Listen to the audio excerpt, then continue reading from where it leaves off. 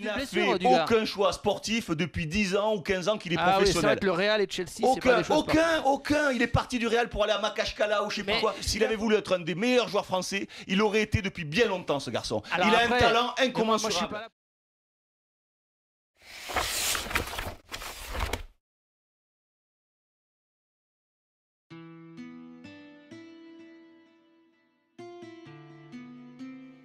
À y regarder de plus près, Lassana Diarra est à lui seul une anomalie. Un ovni dont la trajectoire jusque dans le monde pro n'a strictement rien à voir avec le parcours tout tracé des Benzema, Xabi Alonso et autres Sergio Ramos. Et pour cause, le football professionnel, Diarra a bien failli ne jamais l'entrevoir. Dès l'âge de 14 ans pourtant, il parvient à intégrer une institution capable mieux que quiconque d'enfanter de jeunes joueurs pros, le centre de formation du FC Nantes. 2 années durant, de 99 à 2001, il s'y installe d'ailleurs au poste de titulaire dans l'entrejeu, au milieu du terrain. Bonne nouvelle, mettre au monde des milieux de terrain de très haut niveau, le FC Nantes en a l'habitude. C'est même sa principale marque de fabrique. À l'image par exemple d'Éric Carrière, ou même de Jérémy Toulalan, qui lui aussi fréquente les dortoirs de la Genelière, 2 classes d'âge plus haut que Lassana Diarra. Et pour les amateurs de vintage, Christian Carambeu, ou encore un certain Didier Deschamps. Dès lors, si l'on en juge par les facilités techniques qui sont les siennes, tout porte à croire que le petit Lassana risque de s'inscrire lui aussi dans cette prestigieuse lignée. Le problème, c'est que le petit Lassana, justement, est bien trop petit. Très loin en tout cas du mètre 80 qu'atteindra bientôt le jeune Jérémy Toulalan. Dès le printemps 2001 donc, les dirigeants nantais prennent la décision d'une éviction définitive pour lui. Recalé pour une histoire de petite taille, le jeune adolescent parisien peine à comprendre cette décision. Physiquement, il n'est pas le meilleur, certes, mais techniquement, il estime être largement au niveau de ses coéquipiers. Après le FC Nantes de toute façon, direction le club du Mans, où il finit par rebondir quelques mois plus tard seulement. Mais au bout d'une seule petite saison cette fois-ci, l'histoire se répète, ou presque.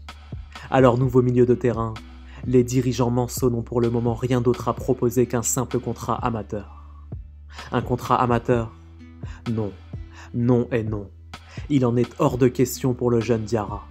À bientôt 18 ans, le natif de Paris refuse de gaspiller son temps dans les méandres du football amateur.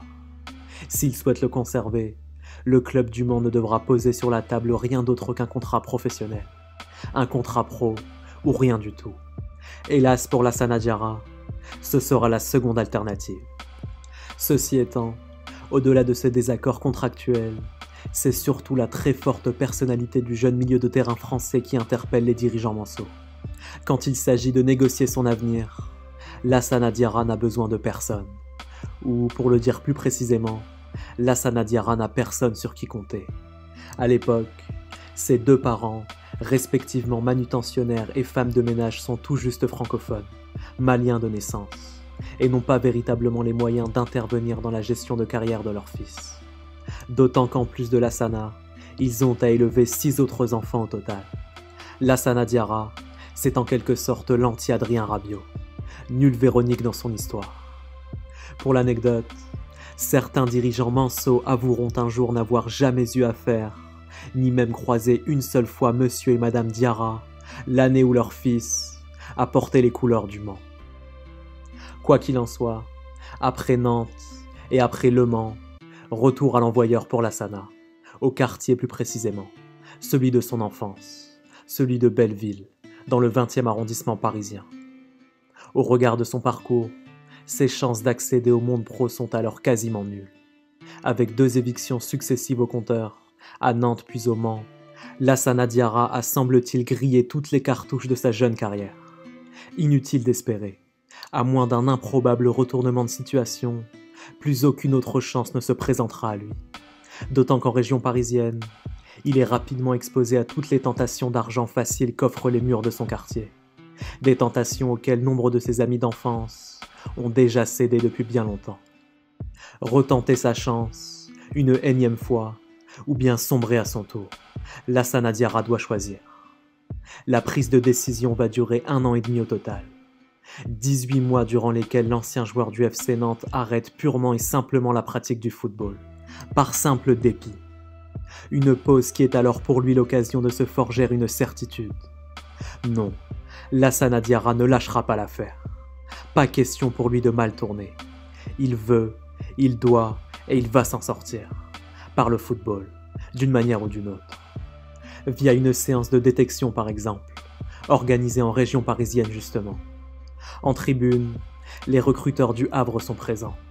Mais à la différence des autres candidats, Lassana Diarra n'a quasiment pas touché le ballon depuis des mois.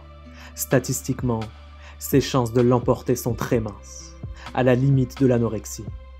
Mais aussi incroyable que cela puisse paraître, c'est bel et bien lui qui est retenu par les dirigeants normands. Ce jour-là, son excellente conservation du ballon ainsi que sa puissance au milieu du terrain suffisent à faire déjouer toutes les statistiques. Plus incroyable encore, une fois promu en Ligue 2, à seulement 19 ans, Lassana Diarra s'impose tout simplement comme le meilleur joueur du groupe professionnel havrais, loin devant d'autres joueurs bien plus expérimentés que lui. Au-delà de sa précocité, c'est aussi et surtout son énorme volume de jeu qui impressionne cette année-là. Devant, derrière, sur les côtés, au milieu du terrain, dans tous les compartiments du jeu, Diarra sait tout faire, à quasiment tous les postes. Sans surprise d'ailleurs, il fait partie du 11 tricolore qui guide l'équipe de France Espoir vers le titre final du tournoi de Toulon 2005, aux côtés de Steve Mandanda et de Jimmy Briand notamment. Plus surprenant en revanche, le choix de carrière pour lequel il opte à son retour en Normandie, la Première Ligue et le club de Chelsea. À l'époque, rares sont ceux qui parviennent à comprendre le pourquoi d'un tel empressement de la part du milieu havrais. Lassana Diarra a sans doute du talent, beaucoup de talent, mais face à la concurrence de Claude Makelele, de Michael Essien et de Frank Lampard, il vient de signer un contrat avec le banc de touche londonien et de renoncer durablement à son temps de jeu ainsi qu'à sa progression sur les pelouses. En passant directement de la Ligue 2 au championnat d'Angleterre, Diarra a commis un geste transgressif. Il a délibérément sauté toutes les hiérarchies d'un seul coup, sans même prendre le temps de goûter à la Ligue 1. Mais le temps justement, celui qu'il a perdu à Nantes et au Mans, Lassana voit dans l'opportunité de Chelsea une fabuleuse occasion de le rattraper. « Que peut-il m'arriver de mal ?» répond-il à l'époque. « Je suis dans l'une des meilleures équipes du monde. Je côtoie certains des meilleurs joueurs du monde. Et j'ai le meilleur entraîneur du monde. Le Portugais José Mourinho en l'occurrence, l'un des principaux responsables de sa venue en Angleterre. Sauf qu'au bout d'1 an et demi en réalité, Diarra est contraint de se rendre à l'évidence. En dehors de quelques bouts de match, qu'il dispute bien souvent en position de latéral droit, Chelsea et José Mourinho n'ont rien à lui offrir sur le plan sportif, comme prévu. Quand le Portugais fait appel à lui, Diarra répond présent certes. Mieux encore, il impressionne. Sa polyvalence surtout, celle qui lui permet d'évoluer tantôt dans l'entrejeu, tantôt en défense. Mais peu importe, Lassana veut partir, le plus vite possible. Il l'annonce d'ailleurs à ses dirigeants dès le mercato estival 2007. La position de ces derniers est pourtant claire. Le Français ne doit pas partir. C'est à Chelsea que son avenir se situe, en lieu et place de Claude Makelele d'ici quelques années seulement. Avec un peu de patience donc, il ne tardera pas à enchaîner les matchs en Première Ligue. Refus catégorique de la part du joueur. Aussi prestigieux soit-il, le banc de touche de Chelsea ne l'intéresse plus, surtout dans la perspective du prochain Euro 2008. Le bras de fer entre les Blues et Lassana Diarra durera finalement tout l'été 2007, avant de s'achever le tout dernier jour du mercato. Direction Londres toujours, mais le club d'Arsenal cette fois-ci. Pour un jeune joueur prometteur, français de surcroît, le cursus Arsène Wenger est à l'époque synonyme de progression garantie à 99%. Juste avant Lassana Diarra, nombreux sont d'ailleurs les autres franchises à s'y être déjà inscrits, à l'image d'Abou Diaby et de Mathieu Flamini notamment. Car au milieu des autres géants du football européen, Arsenal en effet incarne un drôle de paradoxe. Un club qui chaque année joue les premiers rôles en Première Ligue, et parfois même en Ligue des Champions, tout en alignant de jeunes joueurs très talentueux, mais également très inexpérimentés. Sur le papier donc, l'équation est parfaite pour Lassana Diarra. Fréquenter le très haut niveau d'un côté, et jouir d'un temps de jeu suffisant de l'autre. À moyen terme en tout cas. Raté. À l'instar de José Mourinho quelques mois plus tôt, Arsène Wenger ne peut pas se permettre d'installer son nouveau joueur immédiatement au poste de titulaire. Surtout pas en présence de Mathieu Flamini, de Cesc Fabregas et de Gilberto Silva. De là naissent alors les premières tensions entre le milieu de terrain français et le coach alsacien. À ce dernier, Lassana Diarra demande des explications, lui qui a l'impression d'avoir été trahi par ses propres dirigeants. Pourquoi avoir pris la peine de le faire venir à Arsenal, si ce n'est pas pour le faire jouer régulièrement? Une interrogation à laquelle les arguments de la concurrence et du très haut niveau ne constituent pas des réponses suffisantes. Pas pour Diarra en tout cas. Outre la concurrence, Wenger invoque par ailleurs un autre argument, la patience. D'ici quelques mois, promet-il, Lassana pourra prétendre à une place de titulaire au sein du 11 des Gunners. Il lui suffit simplement d'attendre tranquillement les départs imminents de Flamini et de Gilberto Silva, prévus lors des prochains mercatos. Et une fois les deux joueurs transférés, l'ancien Havrais héritera de leur place dans la hiérarchie des milieux de terrain. Mais là où le jeune Abou Diaby est tout à fait disposé à accepter la situation, Lassana Diarra, lui, refuse catégoriquement de s'y plier. Si Wenger souhaite le conserver, prévient-il, alors il devra l'utiliser toute la saison, et de manière régulière. Mais dans le cas contraire, l'entraîneur d'Arsenal devra se résoudre à l'idée d'un transfert, avant même la fin de saison. Non pas un simple prêt sans option d'achat, en Ligue 1 ou ailleurs, mais un transfert définitif, dès le mercato hivernal. S'il avait su faire preuve de patience, avouera d'ailleurs Wenger, il aurait eu sa chance. Mais il s'est avéré qu'il n'en était pas capable. Avec l'Euro 2008 en ligne de mire, il a paniqué. Face à la richesse de son effectif, l'entraîneur alsacien n'insiste pas plus que ça auprès de son joueur. S'il souhaite s'en aller, qu'il s'en aille.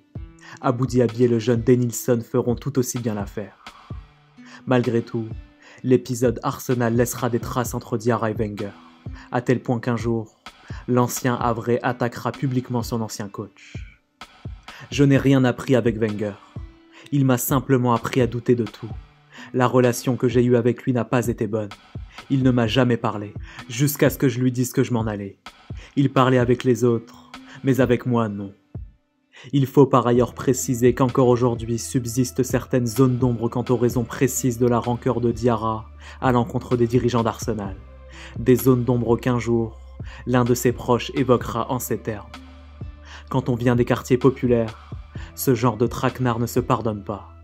Las l'a très mal vécu, car pour lui, la parole donnée valait contrat. Avant de conclure, il s'est dit que plus jamais on ne lui ferait à l'envers. Quitter Arsenal, ok, pourquoi pas, mais à condition de migrer si possible vers une autre écurie top niveau, histoire de poursuivre la progression dans le bon sens. Sauf qu'en rejoignant Portsmouth, les motivations professionnelles de Lassana Diarra semblent être aussi claires que de l'eau de roche, du moins pour la plupart des observateurs de l'époque. Le Français n'a absolument pas quitté Arsenal pour des raisons sportives.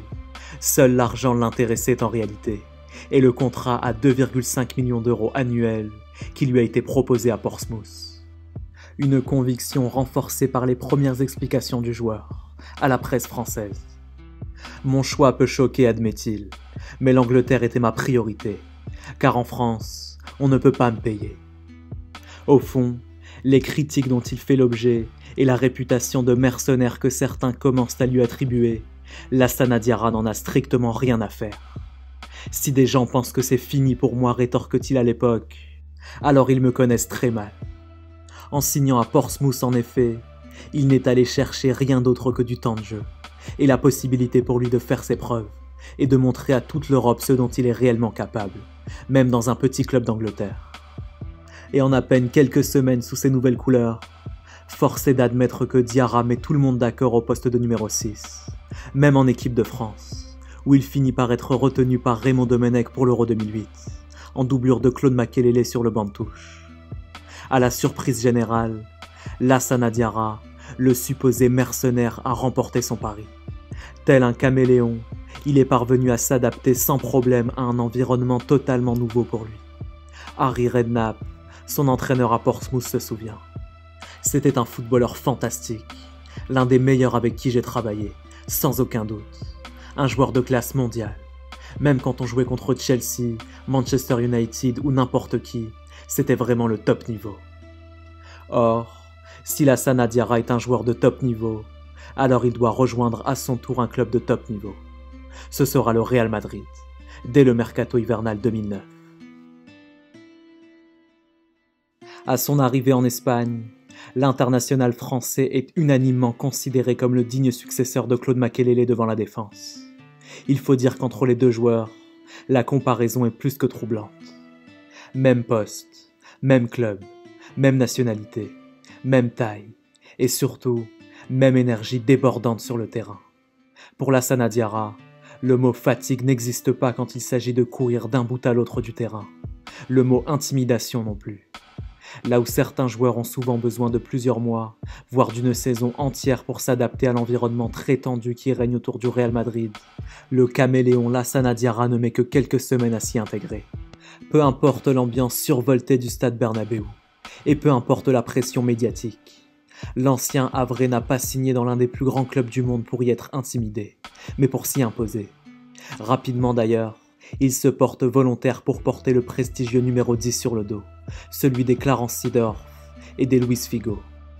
Mais une fois de plus, c'est en coulisses que les choses finissent par se gâter pour Diarra.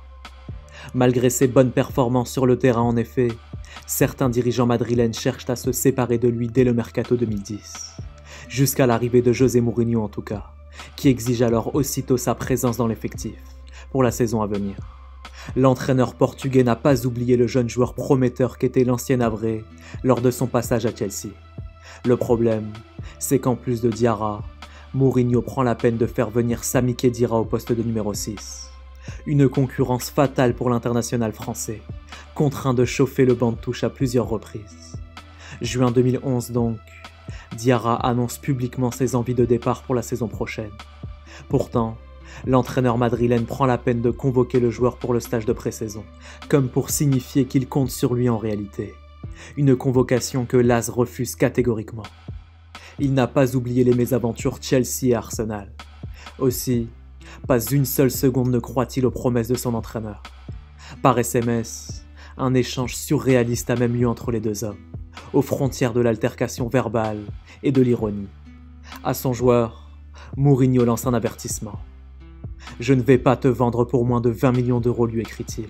Réintègre le groupe, et tu seras titulaire. » Ce à quoi Lassana Diarra répond « Le groupe, c'est ta mère qui va le réintégrer. » Et quand son entraîneur lui indique qu'il est prêt à l'envoyer en équipe réserve s'il le faut, le Français répond sans trembler. « Ok, je vais continuer à toucher mes 9 millions d'euros de salaire, et je t'attendrai avec la Castilla, jusqu'à la fin de mon contrat.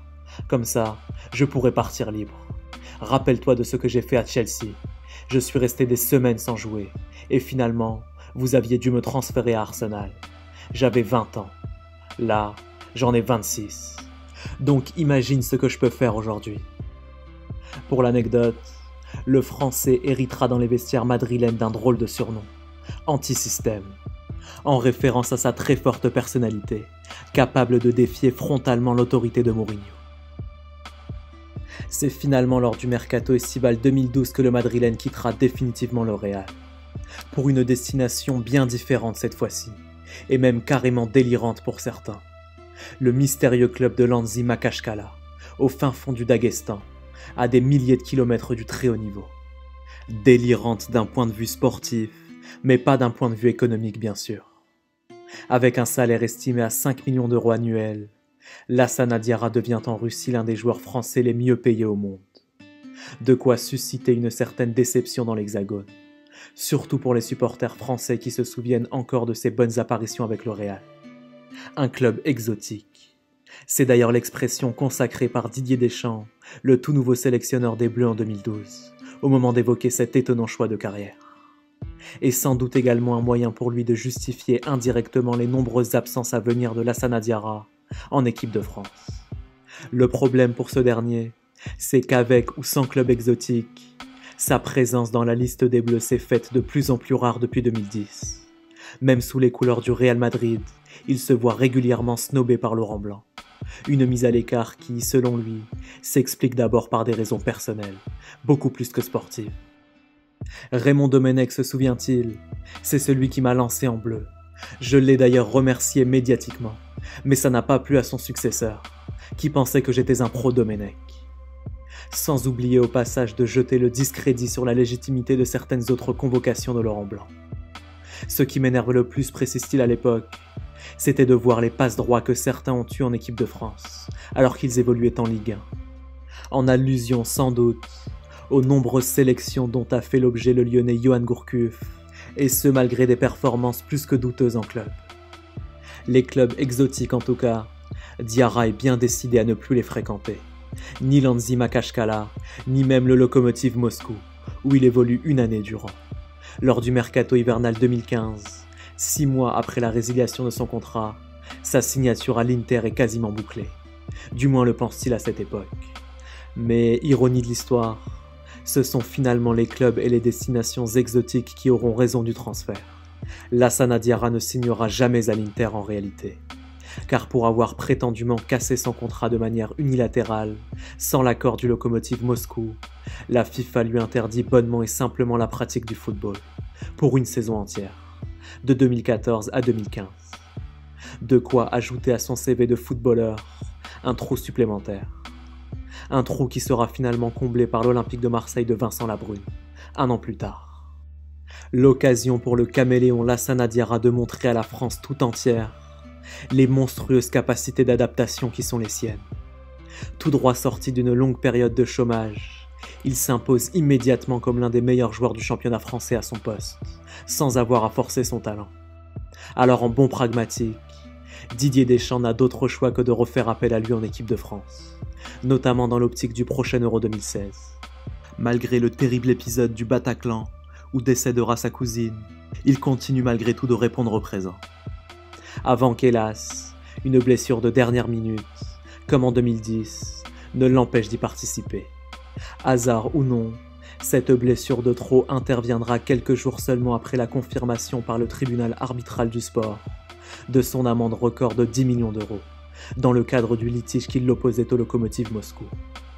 Cette fois-ci en revanche, Lassana Diarra ne parviendra pas à se réadapter, pas forcément par manque de talent, mais peut-être par simple lassitude. Son transfert de dernière minute un an plus tard vers le Paris Saint-Germain n'y changera pas grand-chose. Le PSG sera de toute façon le 10e et dernier club de sa carrière. Une carrière sous forme d'un changement permanent d'un bout à l'autre de l'Europe du football, et d'une incessante adaptation. D'ailleurs, quand un journaliste tentera un jour de percer les mystères de toutes ces multiples adaptations réussies au fil de son parcours, Lassana Diarra offrira l'explication suivante. Un jour, je vous emmènerai voir le quartier de Belleville, là où j'ai grandi, à Paris, l'un des plus pauvres de la capitale. Et vous pourrez peut-être comprendre